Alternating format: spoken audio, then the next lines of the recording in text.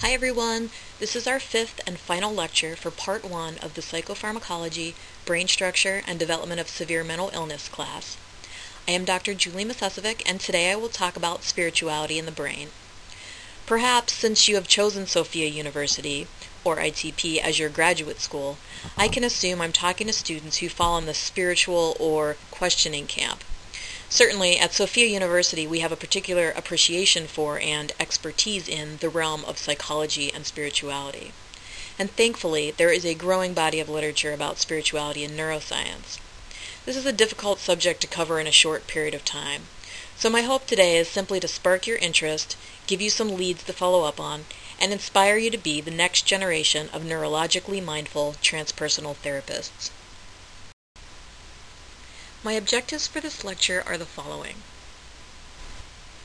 First, I'll set the stage by acknowledging the debate between materialists and transpersonalists, and define what I mean when I am using the terms spiritual, transpersonal psychology, and transcendence. Then I'll talk about altered states of consciousness and the use of psychedelic substances to induce spiritual experiences, and how that may be therapeutic or provide insight into our knowledge of spirituality and the brain. We will also look at what pharmacological action is happening in the brain when psychedelic substances are at work. Then, we will look at near-death experiences and one more recent theory about what might be going on in the brain to explain the subjective experience of near-death experience. Then we will touch upon meditation, prayer, and mystical experiences and some of the research and the mechanisms going on in the brain. Finally, I'll address some clinical implications and how we can use this information in a therapy session. One could consider the history of spirituality in the brain to be long when including indigenous cultures and their use of brain-altering substances for spiritual purposes, or it can be thought of as a very short history, because traditionally, just like neurologists have tended to avoid addressing the spiritual realm, transpersonal psychologists have tended to avoid the neurological realm. While there has been plenty of interest in altered states of consciousness, there has been, unfortunately, relatively little focus on the actual mechanisms in the brain associated with spiritual states of consciousness. This may be because identifying parts of our brains that produce spiritual experiences feels reductionistic, and transpersonal psychologists have had enough to contend with in regard to establishing our field as a science. And feeding fuel to the fire of materialism would have been contrary to the goal.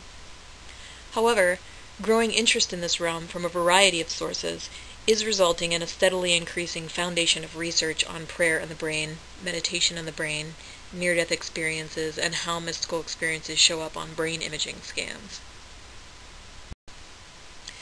Theories abound in neuroscience explaining away spirituality as the God part of the brain, the God gene, the God spot, or God molecule.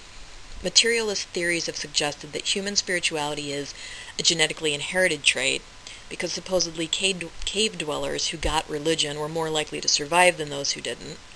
Or it has been suggested that spirituality is just an evolutionary instinct, or there is the theory that the mind is a delusion of the brain.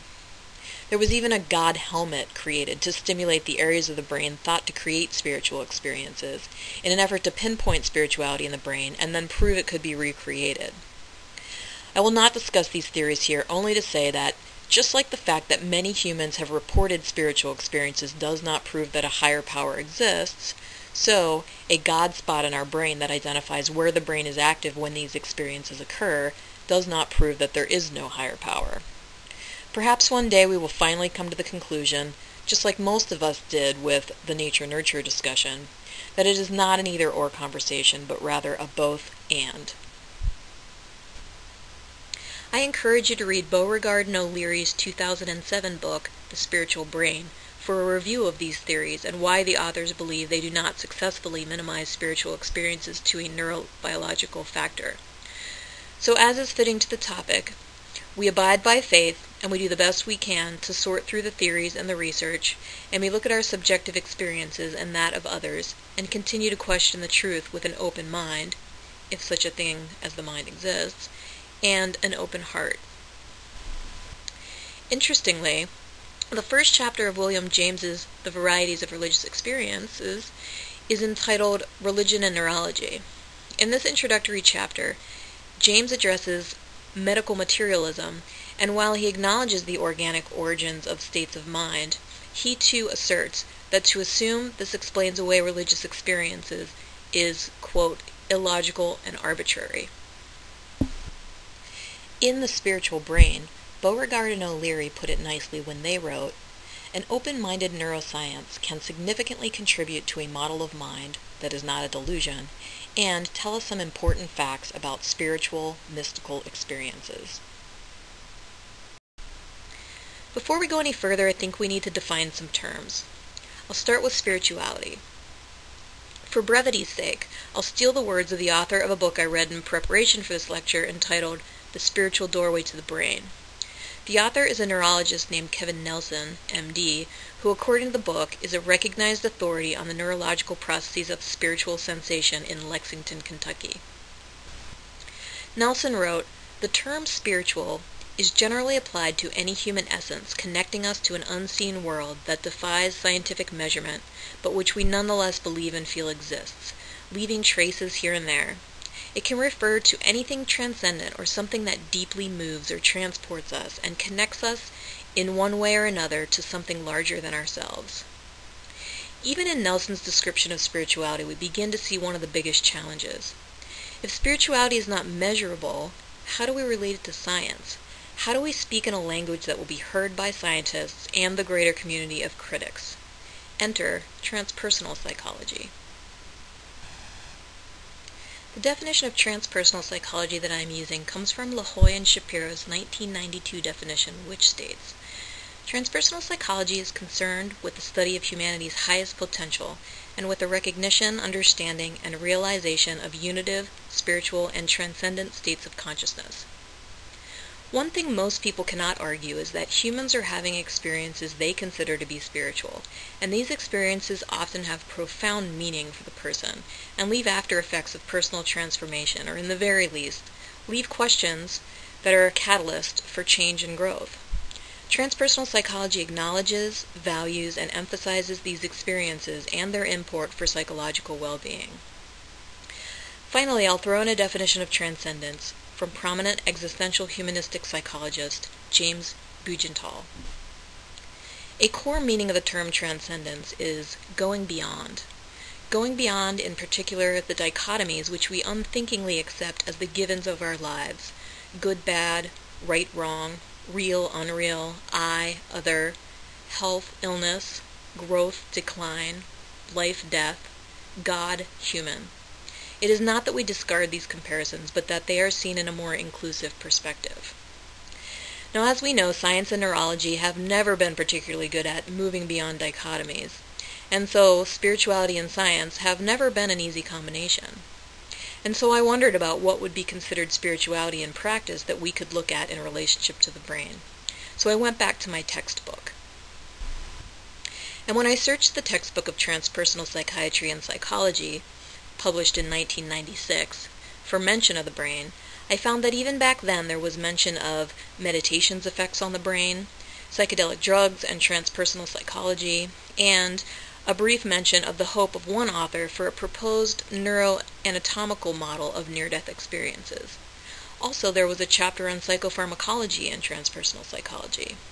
So we will look a little at each of these topics. Also, I referred back to one of my first transpersonal teachers, Charlie TART, because often when we are talking about spiritual experiences, we are talking about altered states of consciousness. For example, states of prayer or meditation, the dance of the Sufi whirling dervishes, states of ecstasy or transformation reported by those who experience a so-called peak experience or near-death experience, or spiritual emergencies. Transpersonal psychologist Charles TART made an interesting point in his introduction to the text Altered States of Consciousness. He points out that, quote, "Within Western culture, we have strong negative attitudes toward altered states of consciousness. There is the normal, good state of consciousness, and there are pathological changes in consciousness." End quote. He gives schizophrenia as an example. It is true that we spend a great deal of time exploring the brain states of what are considered pathological states of consciousness, obviously with the good intentions of treating dysfunction and improving quality of life in those suffering. However, we focus less on brain states of what might be considered positive states of consciousness. It is almost as if these positive states of consciousness are somehow taboo or not good scientific material. A sort of cultural shadow no one wants to look at, but that millions of people are seeking through mind-altering substances, extreme sports, meditation, video games, and other types of virtual realities of all shapes and sizes.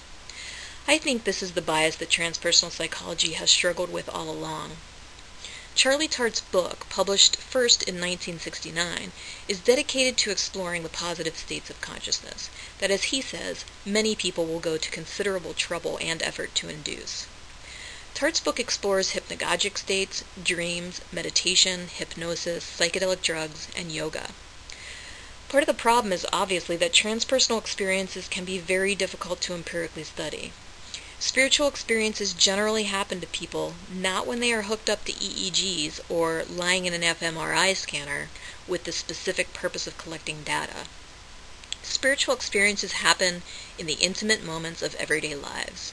So we are severely limited to studying subjective experiences, which have historically not been particularly valued in the scientific world, or to those areas that we can study in a lab and or that we are allowed to study because much of the research on psychedelic substances have been banned. San Francisco psychiatrist Bruce S. Victor wrote a chapter in the transpersonal textbook entitled Psychopharmacology and Transpersonal Psychology, in which he wrote, "Psychopharmacology and transpersonal psychology are commonly perceived as antithetical to one another, a fact that reflects a culture-wide mind-body split. The only area in which these two fields have found common ground has been in clinical and research work with psychedelic drugs. Unfortunately, governmental sanctions have all but stopped the use of psychedelics in the clinical context and as tools to investigate the physiology and cartography of the human psyche. Historically, the biological and the spiritual were not considered separate, particularly in the realm of healing. Many traditional societies frequently employed psychotropic substances not only as medicinal products, but also as a necessary part of the pre-shamanic curriculum to assist the healer in expanding his psychological and spiritual healing powers.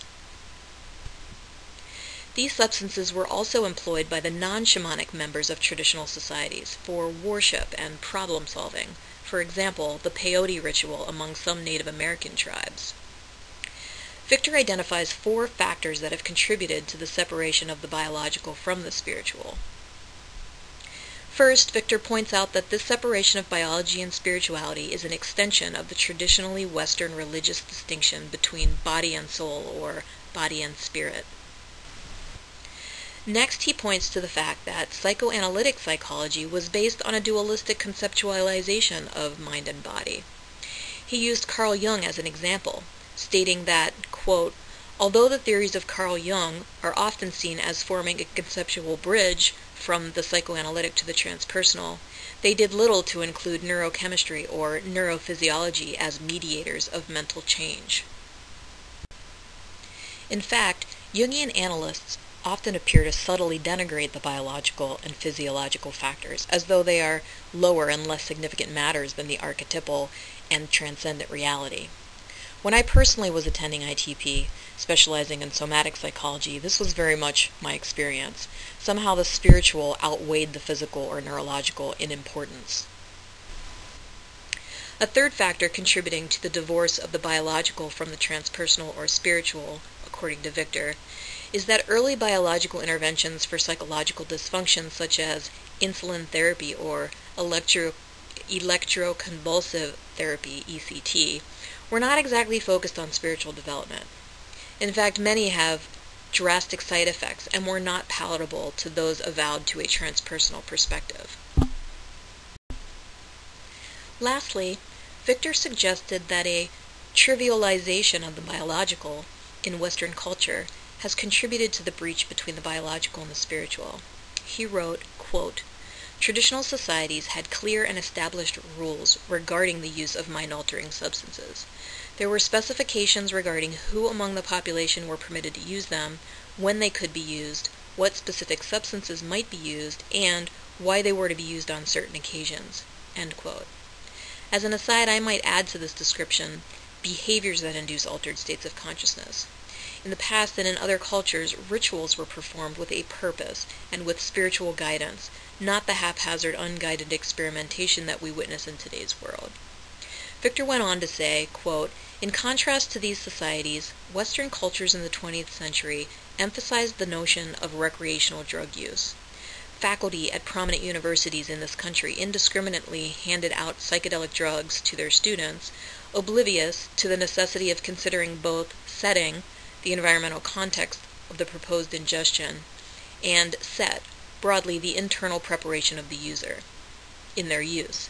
Because of this casual treatment of what might be considered sacramental substances, psychotropic chemicals came to be feared for their consequences, and denigrated concerning their transpersonal significance." End quote. So why are we talking so much about psychedelic substances?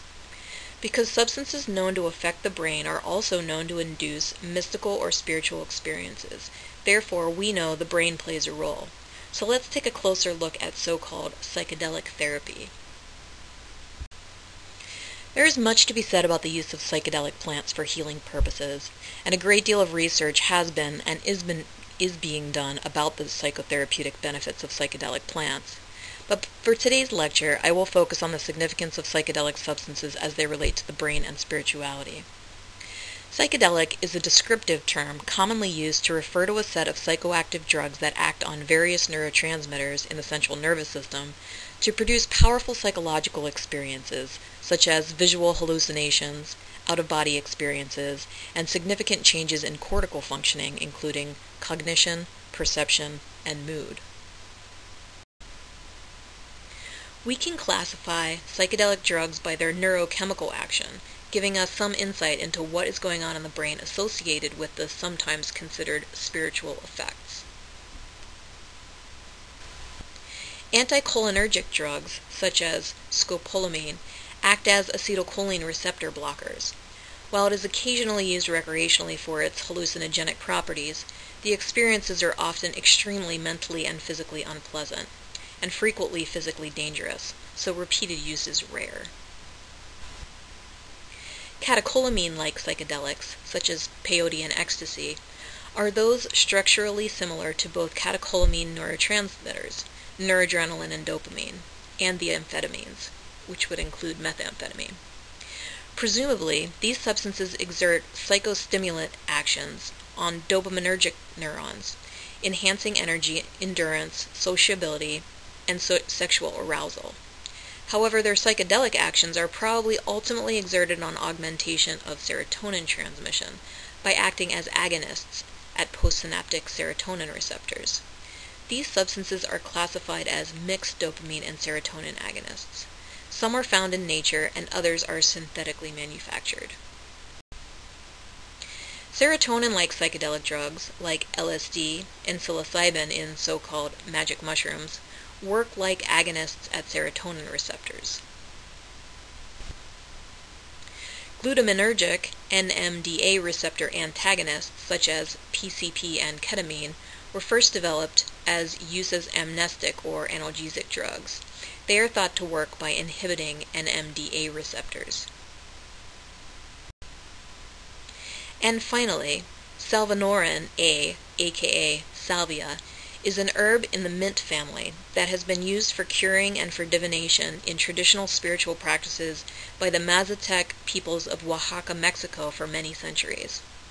Salvia is an agonist on kappa opioid receptors. In a case report, Haynes, in 2001, wrote about a patient with severe depression, unrelieved by traditional antidepressant medications, who obtained salvia. She chewed 2 or 3 leaves at a time, 3 times per week, and claimed total remission of depressive symptoms. Continued use was accompanied by continued effectiveness, quote, engendering a kind of psycho-spiritual awakening characterized by the discovery of her sense of self, greater self-confidence, increased feelings of intuitive wisdom, and connectedness to nature, end quote. However, as a kappa agonist, the drug also has potential to induce rather than relieve depressive symptoms. Salvia has become very popular among teenagers in recent years because it is legal and can be purchased at health food stores. But the effects can be extreme and dangerous. I encourage you to educate yourself about this substance, especially if you work with teenagers and/or parents of children. Again, in the Transpersonal textbook, Bravo and Grob, 1996, introduced the so-called psychedelic paradigm for the use of psychedelics in clinical psychiatric research and psychotherapy. The authors stated that, quote, when higher doses of psychedelic drugs were given, patients began to describe spiritual and mystical experiences that did not fit the personal psychology framework of psychoanalysis, but appeared to have therapeutic effects, end quote. As a result, a new technique of psychedelic therapy evolved that has as its goal the production of an ego-dissolving mystical experience. Practitioners claimed success treating chronic alcoholism, antisocial behaviors, and autism, as well as alleviating the pain and anguish of terminal illnesses. Most of this clinical work was banned by the mid-60s. However, some continued the work. For example, Stanislav Grof continued to work with psychedelics well into the 70s. Grof developed a comprehensive theory of LSD therapy. He believed that LSD, when used with a therapeutic focus, allowed people to work through deep traumatic fixations in their psyche. Those familiar with Grof's work know he also used breathing techniques to obtain therapeutic altered states of consciousness in a method called holotropic breathwork. And Salvador Roque, inspired by Mexican healing rituals using psychedelic mushrooms, devised a group therapy technique using high doses of a variety of psychedelics, sensory overload, and somatic exercises to weaken psychological defenses and promote ego-shattering experiences. And in the 80s, psychotherapists found that the drug MDMA, or ecstasy, had a powerful effect to facilitate the relaxation of defense mechanisms, enhanced access to emotions, and a feeling of safety, without the perceptual and cognitive distortions that were often so concerning about psychedelics. As an example, MDMA has been used in couples therapy. Still today, an organization called MAPS, or Multidisciplinary Association for Psychedelic Studies, continues to research the therapeutic effects of psychedelic substances. According to their website, quote, founded in 1986, MAPS is a nonprofit research and educational organization that develops medical, legal, and cultural contexts for people to benefit from the careful use of psychedelics and marijuana. According to Bravo and Grob, however, most theorists of psychedelic psychotherapy, quote, agreed that the drugs were not in the healing agents, rather they are adjuncts to the psychotherapeutic process, and their therapeutic value is determined by the structure of the therapy and the quality of the therapist, end quote. In-depth research of psychedelic drugs is extremely challenging because of the legal ramifications of acquiring and using these drugs. But popular culture shows us that there is an incredible drive to experiment with mind-altering substances. So the question arises, what is it about altering our brain chemistry that is so appealing and/or therapeutic? I can't answer this question, but I agree with theorists such as Andrew WEIL, MD, who suggested that the lack of experiences that induce altered states of consciousness, such as ritual or rites of passage, in modern society, have resulted in youth reaching for other forms of altered states of consciousness. Dr. WEIL, who has become something of a guru in the world of holistic health and medicine, has always been open about his use of experimental and recreational drugs. The premise of WEIL's book, The Natural Mind, is that the desire to alter consciousness periodically is innate and normal, and if humans do not find a way to meet this need in a healthy form of ritual, they will seek out means to meet this end. WEIL is a prolific writer, including a book authored with Winifred Rosen in 1983 entitled From Chocolate to Morphine, Everything You Need to Know About Mind-Altering Drugs. Similar to the study of psychedelics, near-death experiences have a relatively broad research base. We look at them here because of the potential insight this profound experience offers to our knowledge of the brain in relationship to spirituality. In the textbook of Transpersonal Psychiatry and Psychology, Bruce Grayson addressed the near-death experience as a transpersonal crisis. Grayson stated, "When people come close to death, they may go through a profound experience in which they appear to leave their body and enter some other realm or dimension, transcending the boundaries of the ego and the ordinary confines of time and space." Grayson refers to Raymond Moody, the psychiatrist who named the phenomenon and who wrote extensively based on interviewing many individuals who had experienced NDE. Moody defined NDE as an ineffable experience that may include feelings of peace, unusual noises, being out of the physical body, movement through a dark tunnel, meeting other spiritual beings, a life review, a border or point of no return, a return to the physical body, and profound changes in attitudes and values. Grayson wrote at that time that several neurochemical models for NDE had been proposed, but at that point they were untestable. However, he felt they offered hope that scientists may someday bridge the gap between mystical experience and physiological events. Well, many studies have been done since that time, and reports of near-death experiences continue to come in.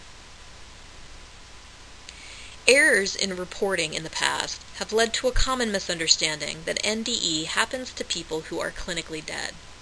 And since survivors report having spiritual experiences and then live to tell the story, this seems to prove that consciousness transcends the brain or body. However, it turns out it is not as simple as that. First of all, the brain is not dead during a near-death experience. The heart may have stopped beating, hence the quintessential flat line of an electrocardiogram. But brain death, from which there is no recovering, occurs when the brain cells die. According to neurologist Kevin Nelson in his book about near-death experiences, quote, "After blood flow to the brain stops, the brain goes along quite nicely for 10 seconds or so. It is not dead. Only after that 10-second point does the brain begin to malfunction, but it still doesn't approach death for several minutes, even when it has zero blood flow." End quote. According to Nelson, researchers have found no underlying conditions that trigger NDE. No particular medication, chemical imbalance in the blood, or resuscitation pattern. Nor do these experiences seem to be linked to the length of time it took to revive a patient or how long he or she was unconscious, which would reflect how long the brain was deprived of blood and oxygen. So what might be going on in the brain that contributes to near-death experience? One theory has been that perhaps endorphins are released during medical crisis and cause these experiences, explaining the euphoric mood. But this does not explain the out-of-body experiences, the brilliant light, or other aspects of near-death experiences. Another theory involves the neurochemical system of NMDA, a chemical used by nerves to communicate with one another, which excites the brain. The effects of the drug ketamine, sometimes used in anesthesia and acting through the NMDA system, mimic some features of the NDE, including hallucinations and, on rare occasions, out-of-body experiences. And apparently, astronomer Carl Sagan theorized that the NDE may be a patient experiencing memories of their birth. Nelson was not a fan of that theory, because according to him, reliving a birth experience that occurred before the brain was physically capable of forming the synapses necessary for memory is, quote, woefully unscientific, end quote. Nelson wrote that in a poll of nearly 2,000 people interested in near-death experiences, 45% said they believed they were encounters with a, quote, non-earthly, end quote, spiritual world. 20% attributed the experiences to body and brain function, and the rest felt that the cause remained elusive, or they registered no clear opinion. Kevin Nelson's own personal theory of the near-death experience is that NDEs happen when individuals are in a brain state that is at once conscious, but also in an REM sleep state. He gives numerous examples of people who have become conscious during a serious medical crisis, and although paralyzed, were able to later report what was going on in the room, but in the moment, unable to move or communicate in any way with the doctors to let them know of their conscious awareness. These states, often paired with the traditional near-death experience phenomenon of going into a tunnel, bright lights, etc., according to Nelson, may be explained as follows. With death approaching, What if we were overtaken by REM paralysis, our visual system stimulated to produce light, and the dreaming apparatus in our brains triggered, all while we were consciously awake and in a state of medical crisis? Nelson conducted research to test his hypothesis. He claims to have collected one of the largest numbers of research participants with near-death experiences ever compiled and compared their sleep experiences to the experiences of other people matched by gender and age. Nelson found that at some point in their lives, those people who have had a near-death experience were also very likely to have experienced some aspect of REM sleep intruding in their everyday waking world.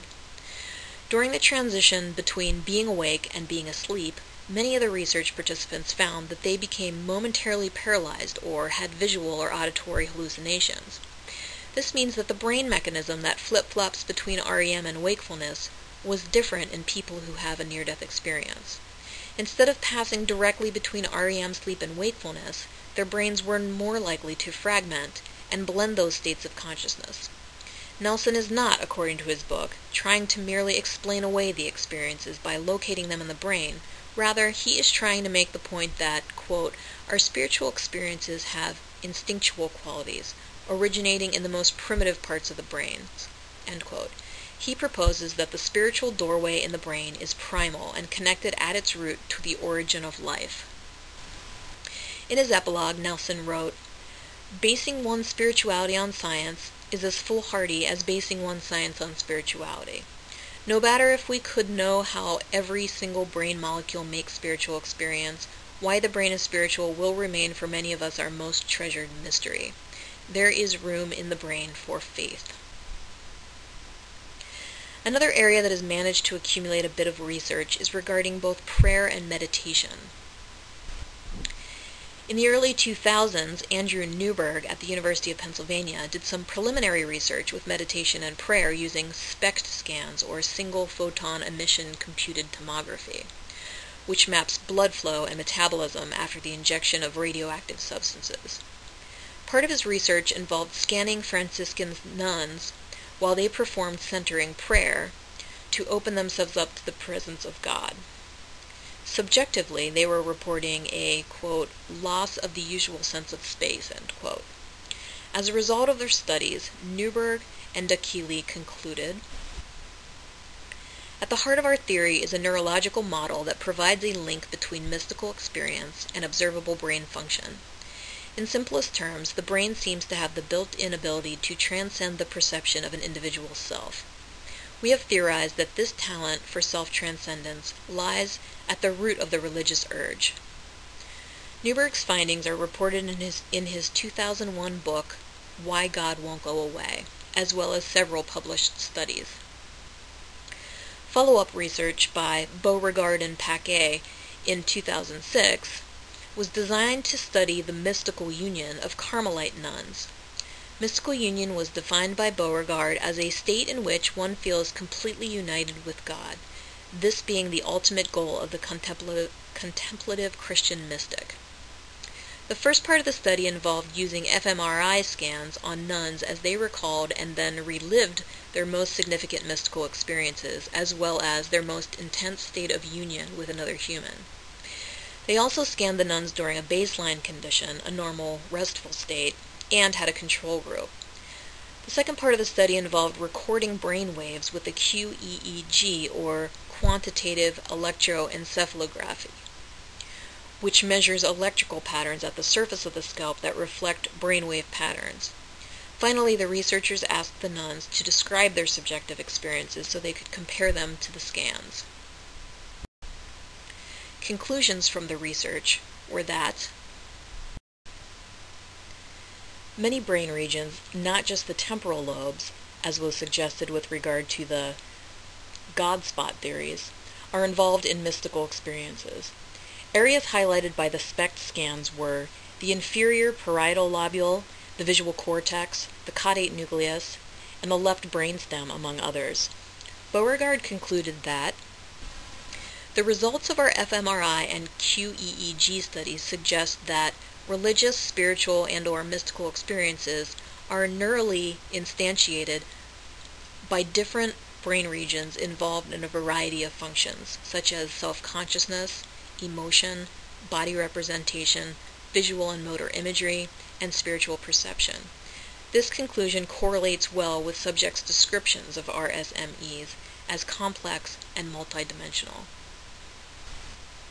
Secondly, the researchers concluded from their research that when the nuns were recalling autobiographical memories of their mystical experiences, the brain activity was different from that of the actual mystical state, suggesting that the mystical state is different than an emotional state. This conclusion has reportedly been reached in previous research involving Zen meditation and Sahaja yoga meditation. Andrew NEWBERG published a second book in 2009 called How God Changes Your Brain. In this book, he summarizes conclusions based on over 15 years of ongoing research studying Sikhs, Sufis, yoga practitioners, and advanced meditators in an effort to map the neurochemical changes caused by spiritual and religious practices. He made the following conclusions. Each part of the brain constructs a different perception of God. Every human brain assembles its perceptions of God in uniquely different ways, thus giving God different qualities of meaning and value.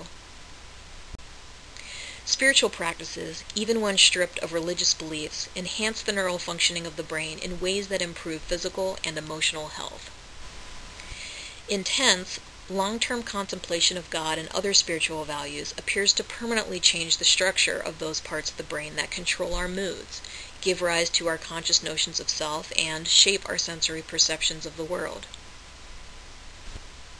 And lastly, contemplative practices strengthen a specific neurological circuit that generates peacefulness, social awareness, and compassion for others. I'll let you read the book to expand upon that because we don't have the space here. Psychiatrist Dan Siegel, in his 2007 book, The Mindful Brain, describes the effects of mindfulness meditation on neural integration. Siegel describes mindfulness as waking up from a life on automatic and being sensitive to novelty in our everyday experiences. With mindful awareness, the flow of energy and information that is our mind enters our conscious attention, and we can both appreciate its contents and also come to regulate its flow in a new way. According to Siegel, direct experience in the present moment has been described as a part of Buddhist, Christian, Hindu, Islamic, Jewish, and Taoist teachings. For example, many traditions teach some form of prayer that encourage the intentional process of connecting with a state of body or entity outside of the day-to-day way of being. Dan Siegel proposes in The Mindful Brain that mindful awareness promotes neural integration. In the same way that secure attachments and interpersonal attunement with significant caregivers allows for adequate development and functioning of the infant brain, including effective emotional regulation, balance of right and left brain functioning, and a holistic integration of brain functioning. So Siegel proposes that mindful awareness serves this purpose of promoting neural integration through a form of intrapersonal attunement. In other words, we are attuning to ourselves and creating neural integration by becoming more present and aware of our present moment experiences. According to Siegel, benefits of mindfulness include improved capacity to regulate emotion, improved patterns of thinking and reduced negative mindsets, enhanced bodily functioning such as immune response, stress reactivity, and general sense of physical well-being. Our relationships may improve thanks to improved perception of nonverbal emotional signals and enhanced capacity for compassion. There are also concepts of mindful learning that has been shown to make learning more effective, enjoyable, and stimulating. So Dan Siegel reports that sustained meditation leads to neuroplasticity, and we are aware that, in general, meditation results in changes in the regions of the brain dedicated to memory, empathy, stress, and sense of self. But what does that mean exactly?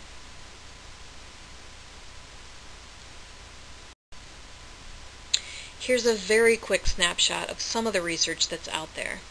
Brain changes that have been associated with meditation from a variety of resources include increased axonal density and increased myelin around the axons, which you may recall is responsible for the speed of the firing of neurons.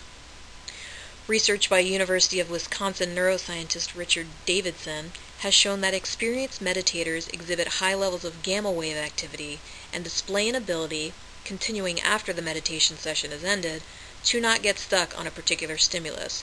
That is, they're better able to control their thoughts and reactiveness. A 2005 study on American men and women who meditated 40 minutes a day showed that they had thicker cortical walls than non-meditators. This was interpreted by the researchers as meaning that their brains were aging at a slower rate. Cortical thickness is also associated with decision-making, attention, and memory. In 2008, Dr. Randy Zussman, a doctor at the Massachusetts General Hospital, asked patients suffering from high blood pressure to try a meditation-based relaxation program for 3 months. These were patients whose blood pressure had not been controlled with medication. After meditating regularly for 3 months, 40 of the 60 patients showed significant drops in blood pressure level and were able to reduce some of their medication. The reason, according to the authors, was that relaxation induced by meditation results in the formation of nitric oxide, which opens up your blood vessels. A 2008 study on HIV-positive patients found that after an 8-week meditation course, patients who meditated showed no decline in lymphocyte content compared with non-meditators who showed significant reduction in lymphocytes. Lymphocytes, or white blood cells, are the brain of the body's immune system and are particularly important for HIV-positive people. The study also found that lymphocyte levels actually went up with each meditation session. And finally, a study conducted by Wake Forest Baptist University found that meditation could reduce pain intensity by 40% and pain unpleasantness by 57%. This is significant, especially considering that morphine and other pain-relieving drugs typically show a pain reduction of 25%. This may have something to do with the fact that meditation works by reducing activity in the somatosensory cortex and increasing activity in other areas of the brain. So, I could spend hours looking at spirituality in the brain, but you and I both don't have time for that.